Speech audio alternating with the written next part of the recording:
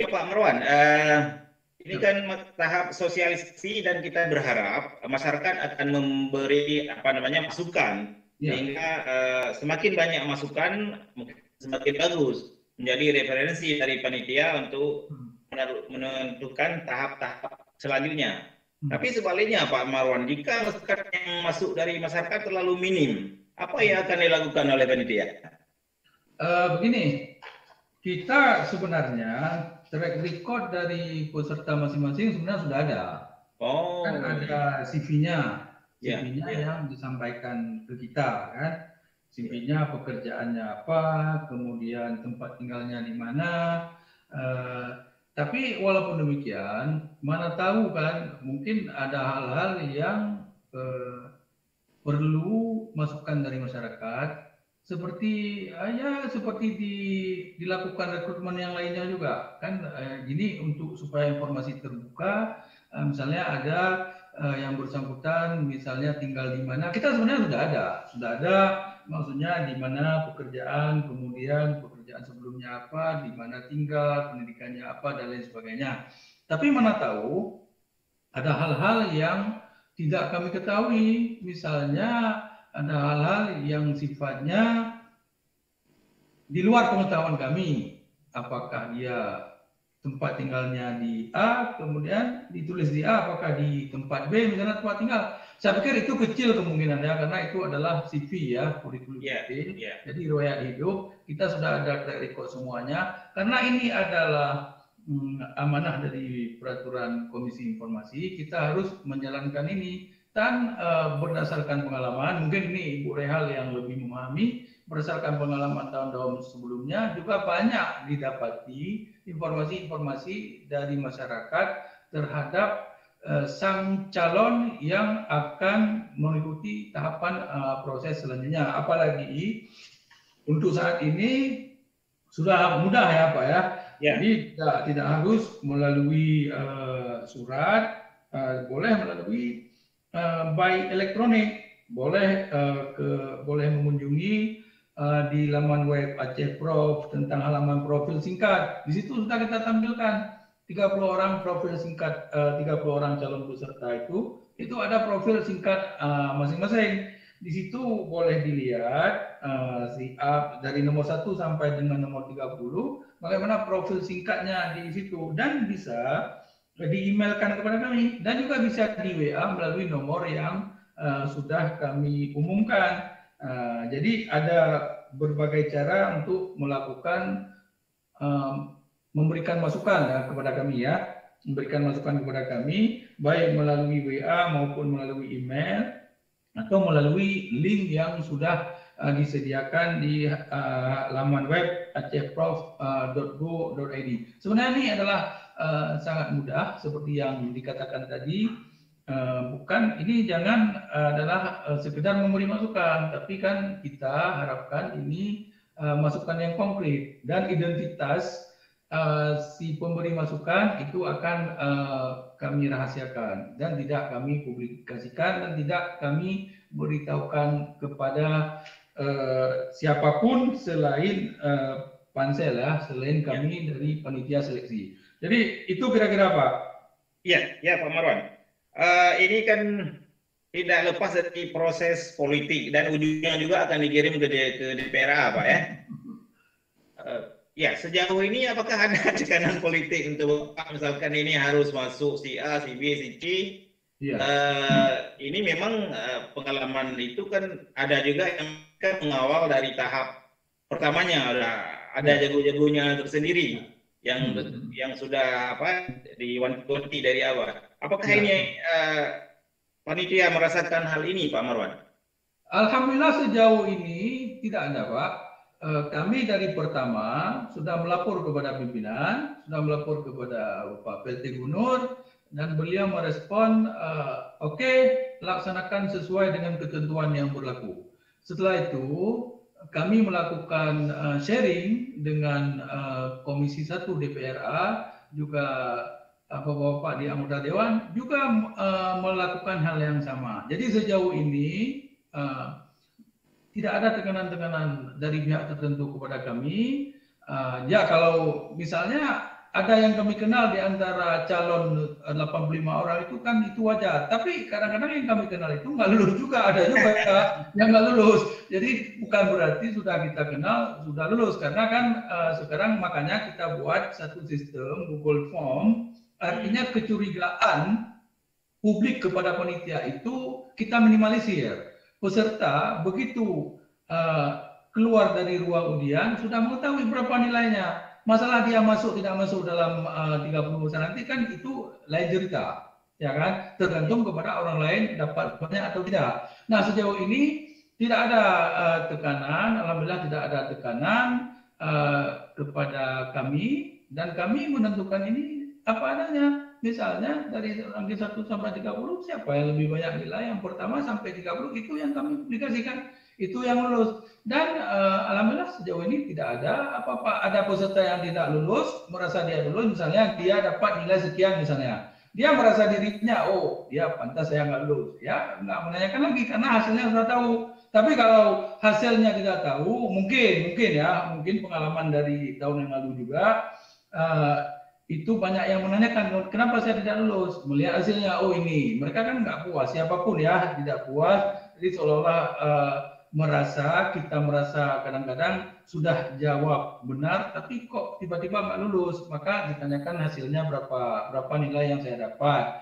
Dan ini alhamdulillah berkat bantuan dari teman-teman di Dinas Kominfo, kita ada orang-orang yang bisa membuat terapan IT, teknologi, sistem teknologi seperti ini.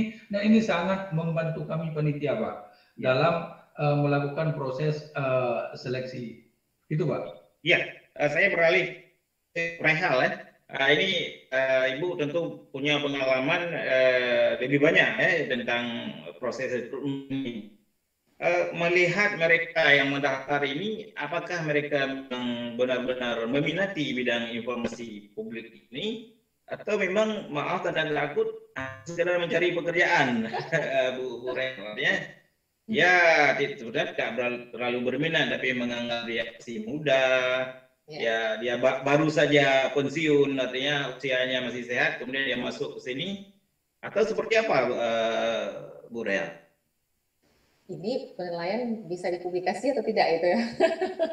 Ya, tidak menyebut orangnya tentunya. Ya, jadi dari sebagian besar yang mendaftar, saya melihat memang concern di isu terbuka informasi publik.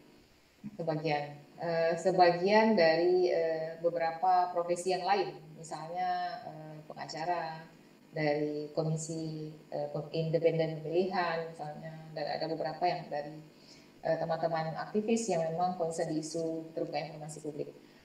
Ada juga yang pensiunan memang, yang juga keterlibatannya di isu pelayanan keterbukaan informasi publik itu terlihat. Selama ini kita selain dari itu kan kita bisa melihat dari jejak digital hari ini ya, tidak bisa berbohong. Jejak digital di sosial media juga membantu kita sebenarnya untuk melihat yang seperti Bapak Bu Hari tanyakan tadi, apakah orang ini benar-benar berminat atau hanya sekedar mencari pekerjaan gitu ya. Jadi dari sepintas kita melihat dari jejak digital sebenarnya sudah muncul yang mendaftar kemarin itu sudah lama tidak konsentrasinya di isu keterbukaan informasi publik atau isu yang relevan lainnya atau tidak seperti itu. Kita berharap yang mendaftar ini cukup memahami isu yang sedang diikutinya dan benar-benar konsisten. Kita berharap seperti itu, karena kalau ingin merujuk kepada soal tekanan tadi, kalau Pak Bu Hari bertanya kepada Pak Marwan soal tekanan dalam kelulusan, saya lebih melihat soal tekanan kepada komisioner nantinya ketika terpilih.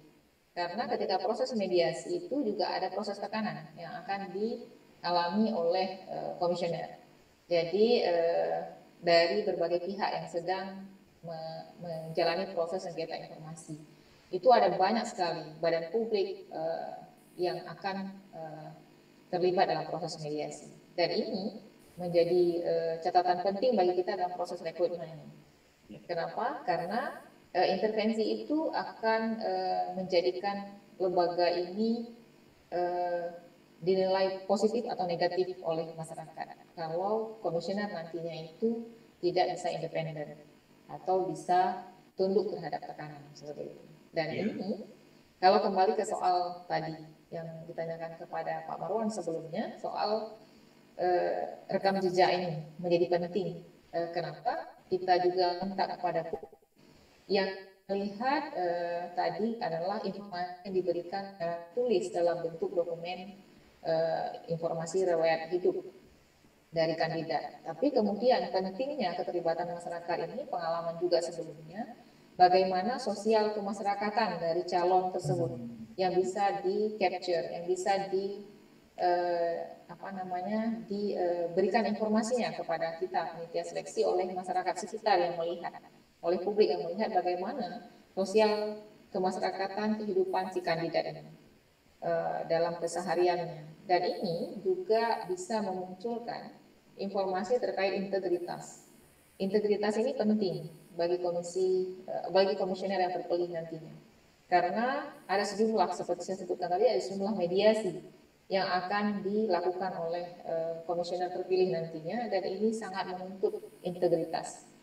Satu lagi soal yang sangat penting, yang menjadi diskusi penting dalam 2 periode sebelumnya adalah soal pekerjaan dari komisioner. Komisioner terpilih nantinya itu harus memilih, karena tuntutan dari undang-undang ini, tuntutan dari kebijakan ini adalah bekerja penuh waktu. Oh iya. Tidak boleh rangkap. Iya, tidak boleh rangkap jabatan. Jadi mohon maaf, ya di sini komitmennya diuji. Kalau memang benar-benar berkomitmen untuk bekerja sebagai Komisi Informasi Aceh, harus benar-benar penuh waktu. Karena ada sejumlah kasus yang harus dimediasi, dan bahkan ini bukan hanya di tingkat provinsi, komisioner harus juga ke kabupaten kota untuk memediasi kasus, untuk memudahkan bagi pemohon informasi dalam proses sengketa informasi. Jadi ada banyak sekali hal-hal yang harus dilakukan dalam komitmennya sebagai anggota Komisi Informasi Aceh, sehingga tidak boleh bekerja penggal waktu atau separuh waktu. Jadi benar-benar harus bekerja paruh waktu. Ini yang kemudian kita minta. Nggak boleh nyambi ya? Iya, nggak boleh nyambi. Jadi kenapa penting rekam jejak ini? Yang kita mintakan partisipasi publik nantinya adalah soal sosial kemasyarakatan tadi dan soal integritas. Ini mungkin tidak akan bisa kita lihat secara langsung dalam CV atau riwayat hidup yang kita miliki. Tapi kemudian ini bisa kita lihat kalau dibantu oleh masyarakat secara lebih luas, bagaimana informasi-informasi yang kalau istilah anak gaulnya informasi undergroundnya yang kita tidak miliki misalnya. Jadi ini, tapi catatan pentingnya lagi adalah mohon sekali bukan fitnah atau hoax yang disampaikan kita seperti itu.